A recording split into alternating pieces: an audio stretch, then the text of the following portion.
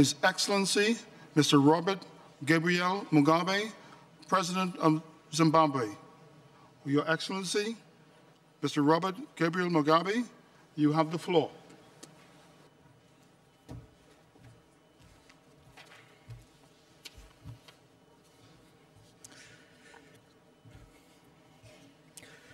Your Excellency, Mr. Lars Løkke Rasmussen, Prime Minister of Denmark, the Executive Secretary of the United Nations Framework Convention on Climate Change, Excellencies, Heads of State and Government, Honorable Ministers, distinguished guests, distinguished delegates, invited guests, ladies and gentlemen.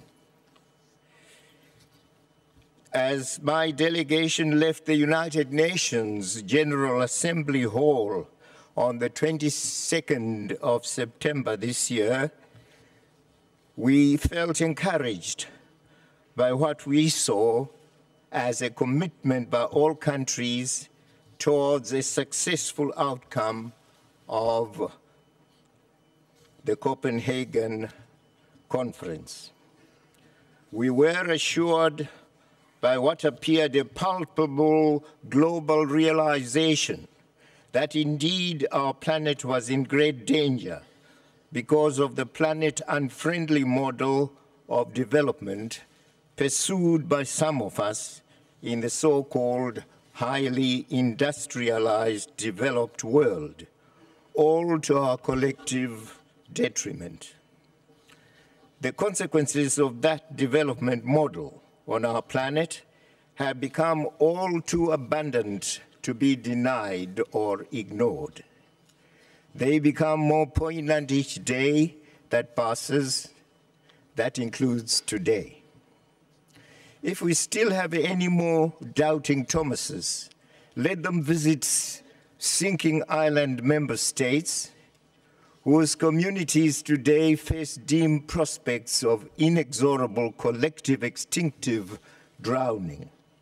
Let them visit our part of the world where rains fail, where the searing sun scorches everything brown and lifeless, including our ever-diminishing livelihoods.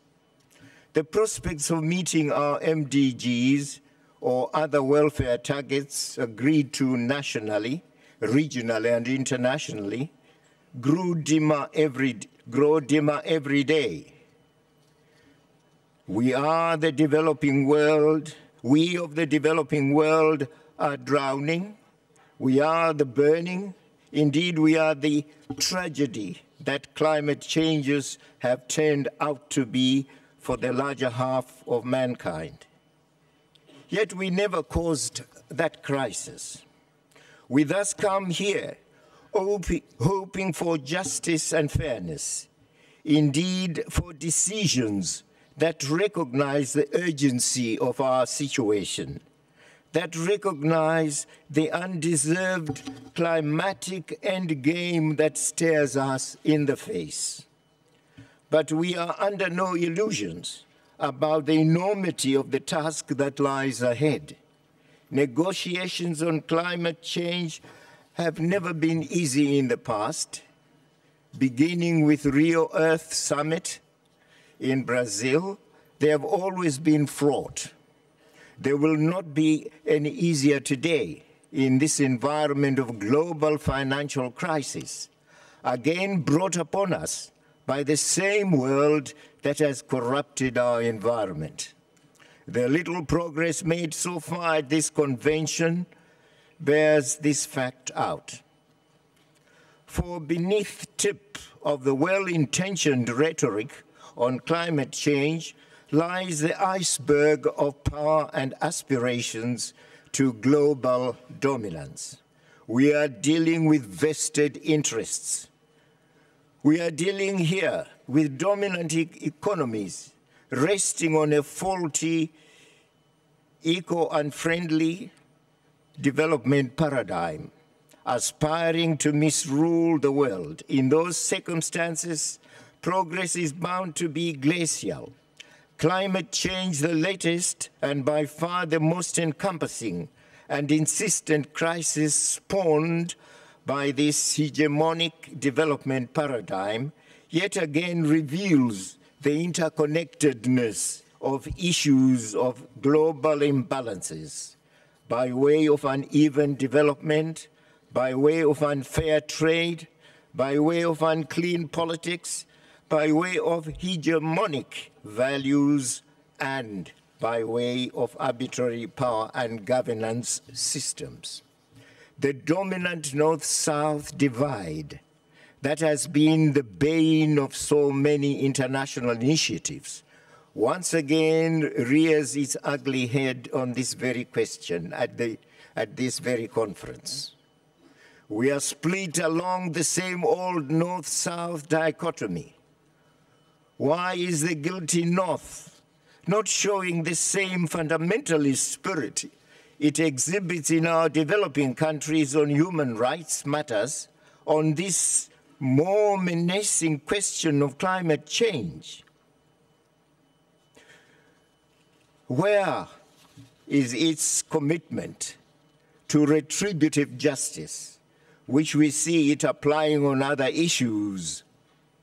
Where are its sanctions for climate change offenders? When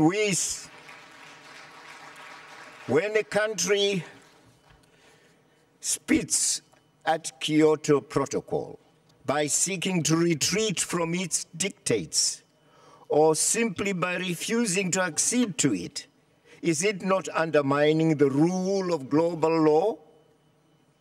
When countries spew hazardous emissions for selfish consumptionist ends, in the process threatening land masses and atmospheric space of smaller and weaker nations, are they not guilty of gross human rights violations? We raise these questions not out of spite or vindictiveness, but out of concern for our very endangered livelihoods. When these capitalist gods of carbon burp and belch their dangerous emissions, it is we, the lesser mortals of the developing sphere, who gasp, starve, sink, and eventually die. Your Excellencies, we of Africa, aligned with our other brothers in the developing world, have made proposals predicated on principles of historical responsibility, common but differentiated responsibility and respective capabilities of parties. We stand by the Kyoto Protocol with its full set of commitments, which to this day cry for fulfillment. Late believers and latecomers cannot be dictators at this conference. Besides, they happen to be among the guiltiest on this matter. It simply has become imperative that the developed world, itself the leading sinner on climate offenses, take serious and effective measures to cut emissions on the one hand, while supporting developing countries to adapt to and mitigate the effects of this man-made planetary, if not cosmic, disaster. May I say, the developing world, itself the least offending on climate crimes, owns biocarbon resources and carries, in a sense, the world's lungs, now sorely needed for cleaning the world. Let that fact be recognized as our comparative advantage in world affairs.